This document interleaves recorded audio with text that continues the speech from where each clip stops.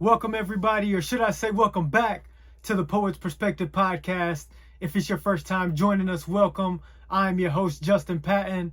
Matter of fact, if it's your first time joining us on this episode, then I encourage you to shut this off and go watch the last 21 episodes that we've had already, where I've interviewed a lot of spoken word artists from all around the world. So this will be actually the first episode where it's just going to be me. And I felt like this is an important episode to have at this time as we revamping the podcast and getting ready to bring it back, coming back from a hiatus. I felt like y'all needed to know about me, which I haven't given a lot about myself. I mean, if you watch the other episodes, I've talked about some of my stories and some of my struggles and part of the journey of my spoken word artist, but I haven't really given y'all the story of why you here. Why should we listen to you? And listen, I'm not claiming to be the best. I'm not claiming to be top 5 DOA, whatever. I'm just here. I'm a spoken word artist. I take it seriously. And I not only want to uplift my work and what I do, but uplift the whole spoken word community, because I feel like it is an industry that doesn't get the proper credit that it deserves. So I want to shed light on that. And so, like I said, I am not a gatekeeper. I am not here saying, this is what you need to do to be a poet. Listen, I'm still figuring out the journey myself. And that's what we're going to get into today. I just want to let y'all know a little bit more about me and who I am and why I want to do this and why it's important for you to tune in to the episodes and how we gonna do this thing going forward. So again, I'm Justin Patton. I started spoken word. Oh man, I've been writing poetry my whole life. That's the thing.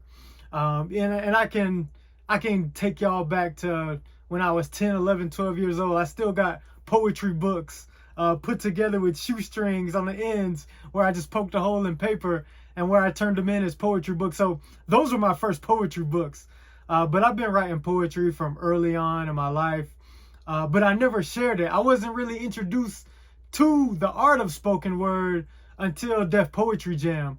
And even then, that was on in the early 2000s. I didn't even get hip to it till I was in college at Georgia State around like 2009, 2010.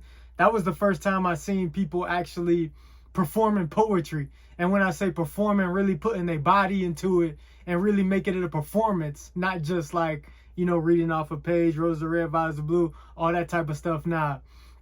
So around that time is, around that time, 2009, 2010, that was also a time in my life where I was going through, it's hard for me to call it depression because I don't know. I know people that really suffered from depression and they got to take pills and everything. And maybe that's what I was going through. I don't know. But it was one of the situations where I felt worthless. I felt like, my life didn't mean anything. I was having suicidal thoughts, and I attempted to commit suicide, but, lucky for me, I'm too much of a punk to go through with it. I was going to drink a couple bottles of cough syrup, but I only got one bottle down. And I got too scared to drink the other bottle, but I slept for like a day and a half after that. But anyways, that's a whole nother story. It was a time in my life where I was really depressed, but I was writing a lot. And I've always written poetry, but I never honed my skills. It was always like when I was going through something, I would sit down and write poetry. Or if I felt really inspired, then I would sit down and write a poem or something like that. And just for myself.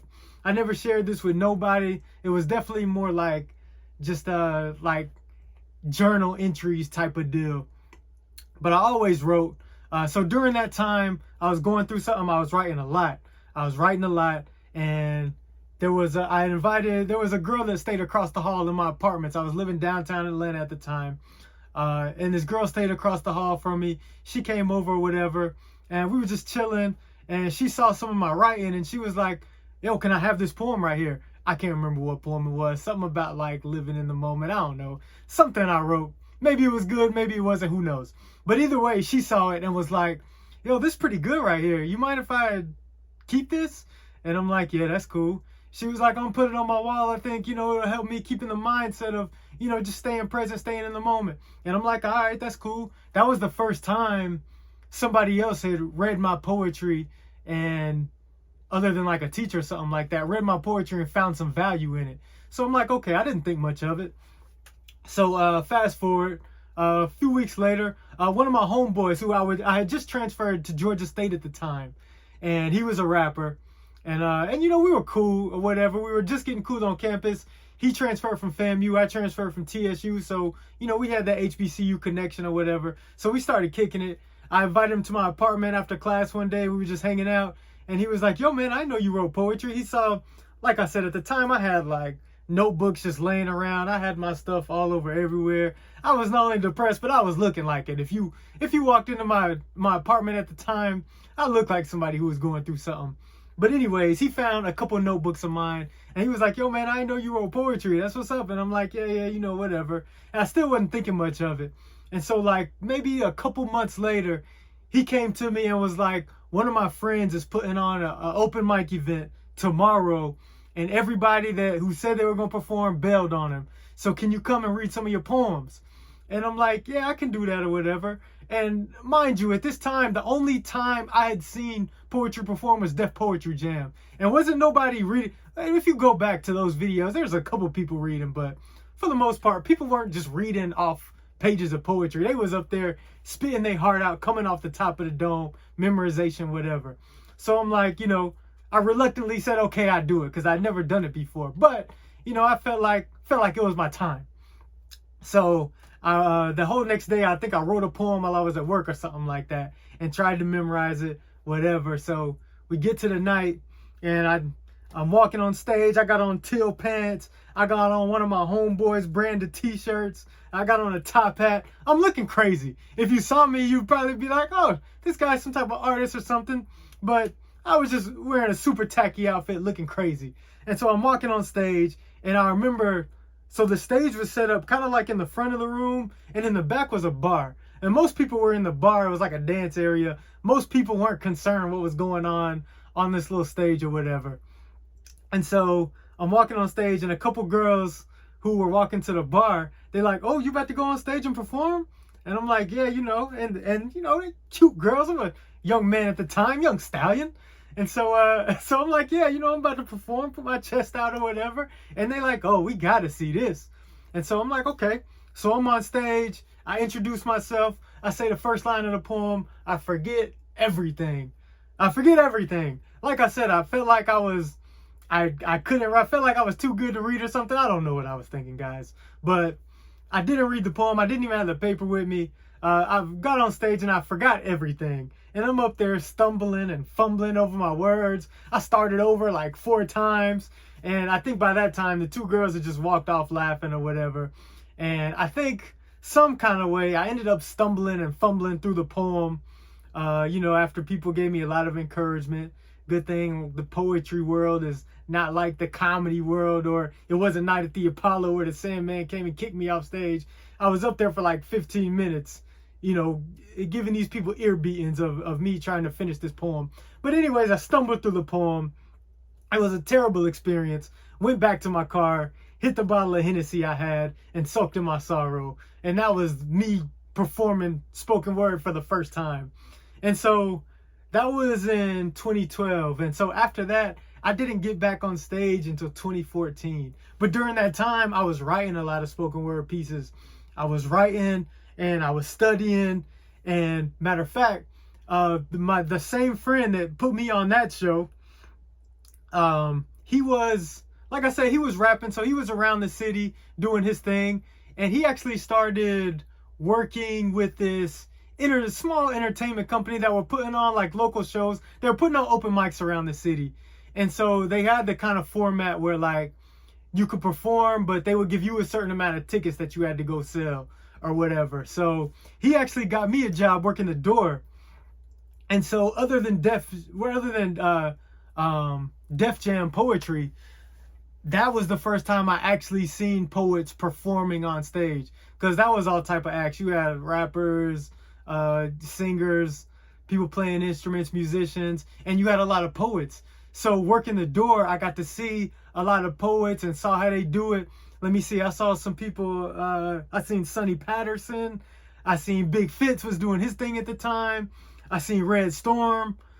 He was out doing his thing. And I think I seen Georgia Me a couple of times around that time. all very well-known spoken word artists. So I saw them doing their thing, and I watched them on a night in, night out basis, and I'm like, okay. And I was continue writing. I didn't have the balls to tell these people that I'm working with that I want to get on stage as well. I felt like they look at me like I don't know. I feel like they look at me crazy, like, oh, look at the doorman thinks he's got talent now. Whatever. We hold ourselves, or at least me, I'll speak for myself. I hold myself back in so many ways. It's ridiculous. I'm breaking out of it now, but oh man, back then it was worse. But anyways, so I'm working the door for this entertainment company, and finally I get the balls one day to let them know, I write poems, I want to go on stage. And she was like, her name was DeSharice. She's a singer. I think she's still out here doing her thing. Shout out to DeSharice, Crush House Entertainment. And she was like, you want to get up and spit a poem? And I'm like, yeah, I got something. And she's like, okay. And so one of the nights, so she set me up on one of the Friday nights, and I was one of the first acts to go on, maybe like 10 people in the crowd or whatever. Most of them was working with us, super intro part of the night where people hadn't even started coming in yet. But anyways, I got on stage and I did my thing and I got through my poem and it felt good. Listen, I ain't getting no standing ovation or nothing, but I got through my poem, said the words, put a little feeling into it. I'm pretty sure my performance was dry because my performances were dry around that time and I didn't have no experience, but I did my thing. I got through my poem and I'm like, okay, that felt good. I think I can do this. And even the lady who was running the joint, DeSharice, she was like, yo, that was really good. I thought you were about to come with some roses are red, violets are blue type of stuff, but that was really good. And I'm like, okay. So after that, I was still working the door, but every now and then she'd come up to me and be like, you got a piece of spit? And I'm like, yeah, I got a piece of spit. I kept a couple chambers. I kept a couple poems in the back pocket just in case. Well, all I had at the time was about a couple poems, and I'd be like, yeah, I spit. So I spit every now and then, and so yeah, so that was kind of my intro into spoken word. And so fast forward a couple years later, I think that only lasts, me working with Crush House only lasted for maybe a few months or whatever. Somebody got stabbed at one of the shows and we decided we weren't going to go back. I don't know. It's a whole big thing. But anyway, that's beside the point. Shout out to DeSharice and the whole Crush House and her doing her thing. But so that's kind of how I got started performing. I wasn't good at the time, but I was getting on stage and I was seeking out open mics, because from that opportunity of working the door, I was able kind of to see the open mic world, because that was a whole world I didn't even know about. Like I said, I was living downtown Atlanta for, at that time, man, almost 3 or 4 years, but I still had no idea this whole independent artist community existed. I didn't know the spoken word community existed, for that matter. A little water to wet the whistle. But yeah, I didn't even know it existed. So around that time, I start getting out more, start writing more, I'm start performing more and putting more into it. And I'm seeing how people move, and I'm like, okay, if I call myself an author, if I want to call myself a writer, an author, a real spoken word artist, then I need to have a book. I need to have something that I can give these people to where I can write. So I'm still performing. I'm not that good. My poems were okay at the time, but my performance, oh man, I was dry. I was okay. Actually, the only thing I did have going for me was stage presence.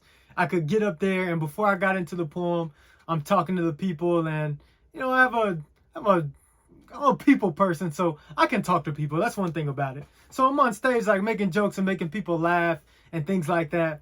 And so I decide, okay, if I'm gonna take this serious, then I need to act like I'm gonna take it serious. So I start getting all my poems together, I start writing more, and I start putting a book together. But I'm still really unsure of myself, and I'm looking for affirmation from a lot of people. So I'm still performing, I'm still memorizing my poems. At this time, I start performing at Urban Grind, coffee house down in Atlanta, which still exists, which was a sponsor of this podcast early on. Shout out to Urban Grind, man. And if you're in the Atlanta area, make sure you check out Urban Grind. But listen, it's not a promo commercial. I just want to shout out Urban Grind for everything that they do to support the artist community. But I started performing at Urban Grind, doing that, and And yeah, that was a real nice community. That was somewhere I could go on a weekly basis to hone my skills. And so there was a place, a pretty prominent place people went to perform called Apache. I went there a couple times. The first time I went there, I signed the list. And listen, that's a place, if no one knows you, then they might not know you if you don't make yourself known. So I signed the list, walked to the back of the room, sat there, waited the whole night. The show goes from 8 to 11. The lady finally came back to me at about 10:45 like, oh, I don't think we're going to have time for you. Thanks, lady. I sat here the whole show, but whatever. That's just how it went at that time. But I did end up entering a contest with my homie Masterpiece, who he had saw one of my spoken word. I put out a spoken word video, and he saw it through my same rapper friend. Shout out to Tone.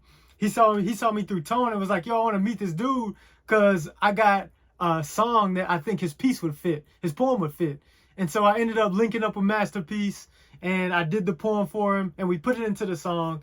And he wanted to go to Apache to perform a song at a contest, like a Apollo type of style, where you get booed if you're not good, and the crowd cheers or whatever. So we did that. We get there. Of course, I'm super nervous.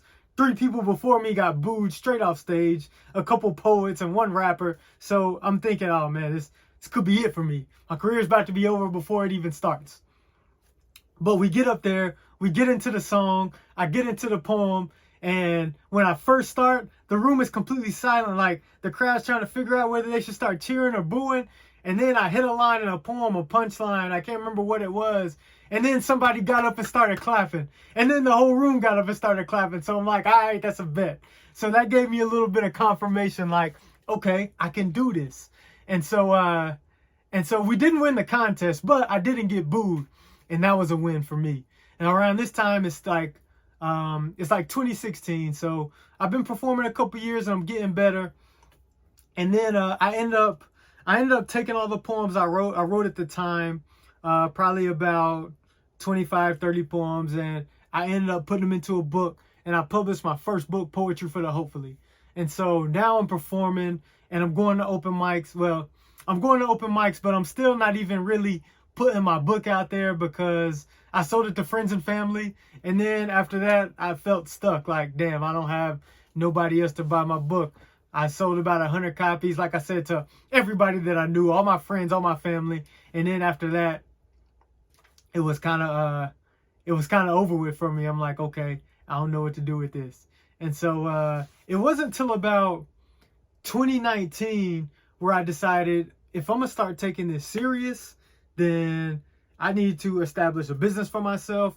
I need to promote my book. I need to take my book every time I perform, and I need to get on stage every time, because that's one thing about performing as a spoken word artist, as a comic, as any type of performer.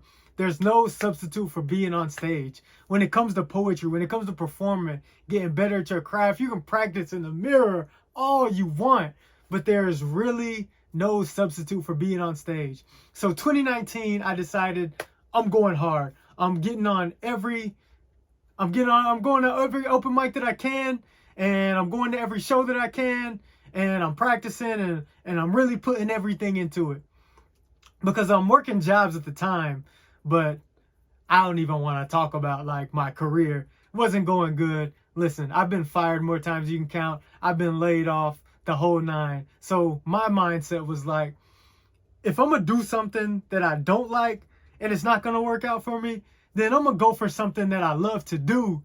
And at least if that don't work out for me, then at least I went for my dream and I went for something I love. Speaking of dreams, shout out to Aspire. My dreams come true every day. Rocking my tea today. But anyways, like I said, this ain't no commercial. But shout out to Aspire and the good folks over there. So I'm going hard with it now, and people are starting to notice. I'm starting to make a little wave in the spoken word community. People are starting to know me now. I'm getting a couple feature spots. I got paid a couple times to perform, a couple churches. I went to perform in my hometown in Chattanooga. I'm like, okay, I'm out of town now. Even though, like I said, it's my hometown, but hey, you got to start somewhere. As far as I'm concerned, I was on the road. So I'm starting to make waves, and I'm starting to do my thing. And then Matter of fact, Urban Grind, where I was performing weekly to get my skills up. I met with the owner one time, and she was talking about how we just met her in casual conversation. I mean, I didn't meet her for any particular reason. Just happened to talk to her. Shout out to Cassandra and Lauren, awesome people over there. Ended up running into Lauren, who was the one of the owners, and she was like, we're looking for somebody to host or whatever. I'm like, oh, I'm your guy. I don't even think I gave her an option. I'm like, I can host this day, wooty wooty woo. And she was kind of like, all right, we can at least try it out and see what's gonna happen. So I did my first show. Listen, the coffee shop isn't big. It probably, at full capacity, it's about 40 people. I maybe had 15 people come in my night. But hey, you gotta start somewhere. But as far as I'm concerned, I had my own night at Urban Grind, so I was official. Because that was one of the things, like, as I'm in the spoken word and I'm trying to make my way up in the ranks, I see like the next step after, or I want to say more than just being an open micer. I saw that the really good spoken word artists had their own show, whether they were hosting somewhere or they had their show, they were hosting. So I'm like, okay, got to get my own show to host. Now, this wasn't just a poetry show. It was, which I wanted. That's what I wanted, just a poetry show. But they had a variety open mic that they wanted me to host. So I'm like, okay, that's cool. At least I start there. So put on my first show. It went well. A few people came through, had some good performance. It wasn't a lot of people, but we had the right people in there. And so this was, at this time, this is February of 2020. And so it's coming up on the next month, and COVID shut everything down after that. I ended up canceling the next show, still unsure of what was going to happen. And at this time, I'm rolling. Like I said, I had a couple features. I got paid. I'm not saying I was Kevin Hart, but I had a couple $50 spots that people are paying me to perform a poem or two. So as far as me, hey, I was winning. I'm well on my way. Like I said, 2020 came, COVID shut everything down, and I was on a roll. But luckily, I didn't let that stop me, because luckily Urban Grind wanted to go virtual, and they were one of the first ones that wanted to do a virtual open mic. And so I'm like, all right, I can host it. And so through doing that, I not only got to connect with spoken word artists from all around the world, because we have people tuning in from the UK, from Jamaica, all across the US, from California to Hawaii, whatever. We have people tune in from everywhere. So I was connecting with these different spoken word artists from all around the world. And even I was reaching out to a lot of the spoken word poets that I'd seen around Atlanta, but didn't necessarily have a rapport with. But now I'm reaching to them like, yo, I have this virtual open mic. Would you like to come on and feature? And a feature spot, they come spit a poem or two, and then we'd have a conversation. So now I'm embedding myself deeper in the spoken word community by having these features come on the show and having these conversations with them. So I'm putting myself in the community, and that was really big for me. That was really big for my poetry career, because it allowed me to start making connections with people. It's one thing for the audience to like you, random audience members, but it's another thing to be respected by your peers. That's a whole different feeling, because I can impress somebody with a poem that's never heard poetry, but to impress somebody that does it for real, that's a whole different thing. And so if I can do that, then now I'm making waves. So I'm connecting with these different people. So fast forward to now, to where, things are starting to open back up a little bit. But either way, I've kind of, like I said, I don't want to sit up here and I don't want to come off as like a gatekeeper of spoken word poetry. I don't want to come off like everything goes through me, or that I'm even one of the best out here. I'm just doing my thing. I have my own niche. I got my lane, and I ride out my own lane. I'm respected by my peers, and that's kind of where I'm at with it. But either way, I say that to say my journey has been, just from stumbling and fumbling through that poem one time, so from 2012, fast forward now to 2021, I've just spoken word poetry alone. I've written a book. I've performed across the U.S. I performed in Hawaii, in D.C., in New York. I performed all these different places around the South. I came out with a book that's taking me into acting. I started taking some acting classes just to get better on stage. So that's turned into actually booking TV shows and lead roles and things like that. And I host my own show. I hosted a couple of shows. Well, I've hosted a few shows, but I have my own monthly show that I do. People know me in the spoken word community now. So I just say that to say I've kind of I put in the work. I'll say that. I've put in the work to get to where I am. Like I said, I'm not saying that I'm Kevin Hart right now. I'm not saying that I'm even Georgia Me or Red Storm or Abyss or some of these people that are well known in the spoken word community. But I am Justin Patton. And I do know what I'm good at. And I do know that I've made some waves in this spoken word community thus far.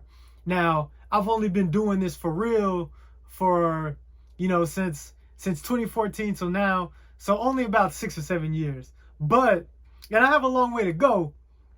But I just want to come on here and let y'all know kind of where I come from, not only where I come from, but just who I am as a poet, who I am as a person, who I am as a man. Just so, going forward with these episodes, you guys can get to know me. You guys can get to know me more and know that, I'm not out here trying to be a gatekeeper or trying to proclaim that I'm the best or whatever.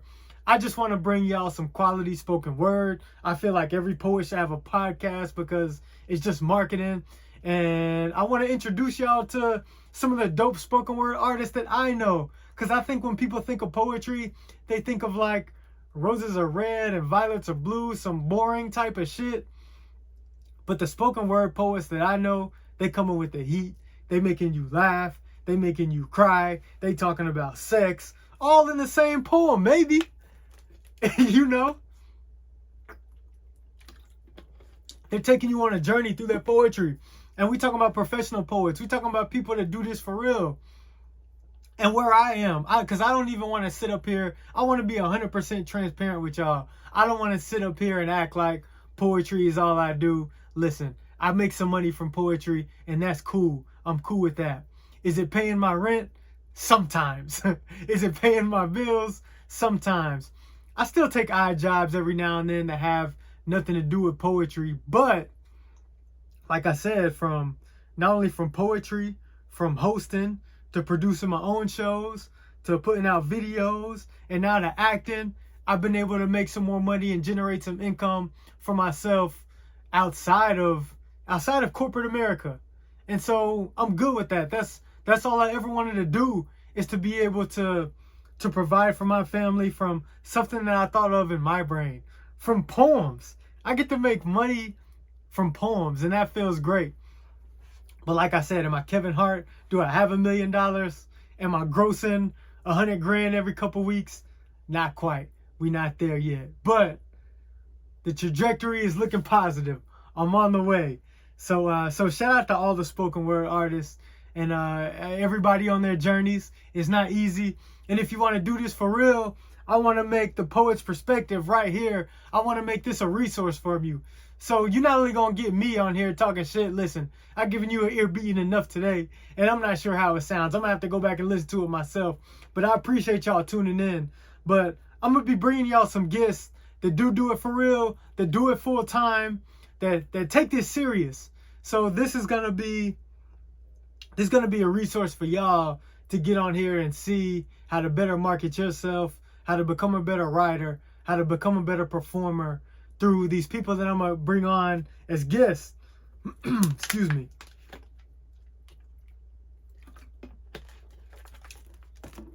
Some good water right there. Make sure y'all keep the spring water on deck, especially during these times.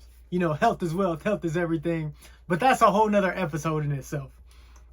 But I want this podcast to be a resource for all spoken word poets around the world. I feel like every poet that takes their craft seriously should have a podcast because it's marketing. This is what we do. And people need to see what we do. Because the thing about poetry is it's growing right now. It's probably more popular than it's ever been. Shout out to Amanda Gorman, who was on the inauguration, performed a poem at the inauguration.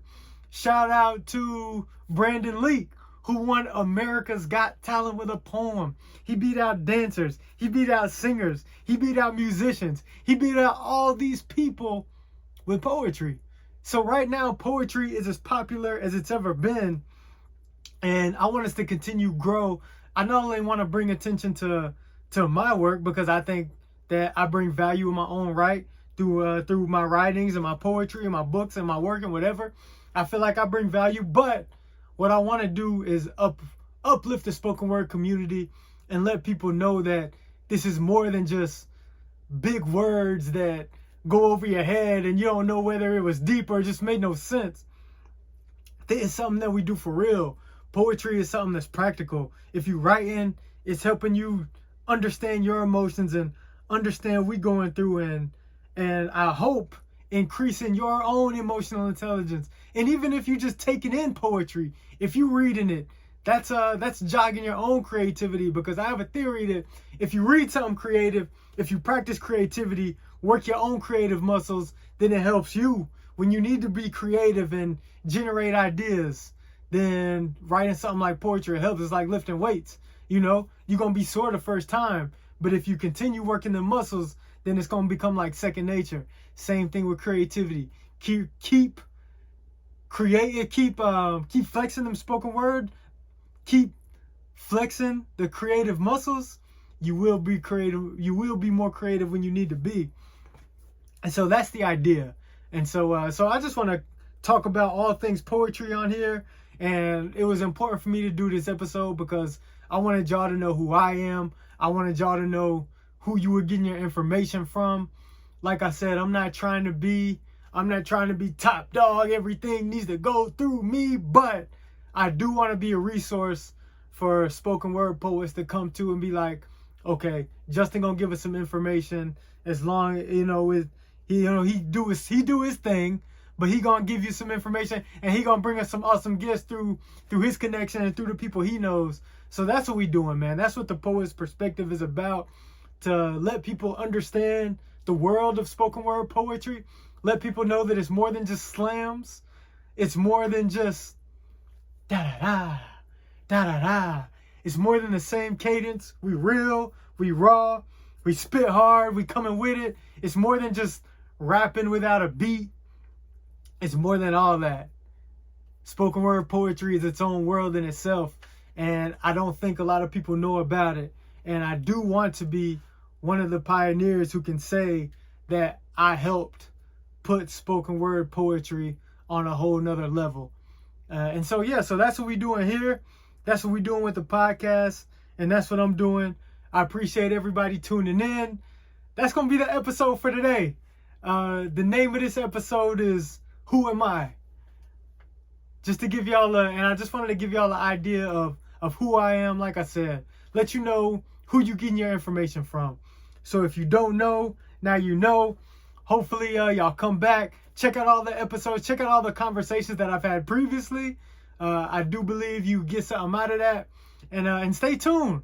We're going to have some episodes coming at you weekly, and we're going to continue figuring out our way. Like I said, this is just the first episode, so bear with me, y'all. If you hate it and you turn it off now, then that's fine. I get it. I do the same thing. It's 1,000,001 podcasts out there. So I get it. Move on to the next or whatever, doing your thing. Everything ain't for everybody, and I understand that. But if you see some potential and you see some potential value in your life and in your creative endeavors and whatever it is you're doing, stay tuned. We're going to continue growing. We're going to continue bringing on guests. And I'm going to continue uplifting the spoken word community. So that's where we at. That's what we doing. Appreciate y'all tuning in. That's the episode for today. Peace out, y'all. Catch y'all later.